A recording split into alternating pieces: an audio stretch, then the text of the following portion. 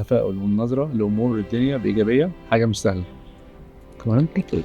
ايه الموقف اللي حصل معاكي مثلا حسيتي لا انا متفائلة ودي حاجة ايجابية بالنسبة لي، لا هتديني دافع ان انا اعمل كذا واكمل في حاجة.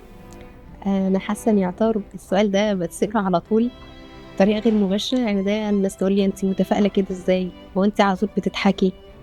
فهو الحمد لله أنا شخص متفائل، دي نعمة من عند ربنا. الحمد لله. بس ده مش معناه إن أنا حياتي وردية، لا عندي ابتلاء وبمر بابتلاءات، ولكن قلبي جواه رضا وتسليم لله. وصلت للرضا ده بإن أنا دايما بشوف الجانب الإيجابي والجانب الحلو في أي حاجة بتحصل. حلو جدا. يعني أنا عايشة بآية بسم الله الرحمن الرحيم: وعسى أن تكرهوا شيئا وهو خير لكم، وعسى أن تحبوا شيئا وهو شر لكم، والله يعلم وأنتم لا تعلمون. الله. صدق الله العظيم. فرب الخير لا يفعل إلا الخير. أنا فعلا عايشة بالمقولة دي مش بقولها وبس، أنا عايشة بيها، بس فببقى متأكدة وعندي يقين تام إن أي حاجة بتحصل حتى لو في ظاهر الأمر ابتلاء فهي دي الخير.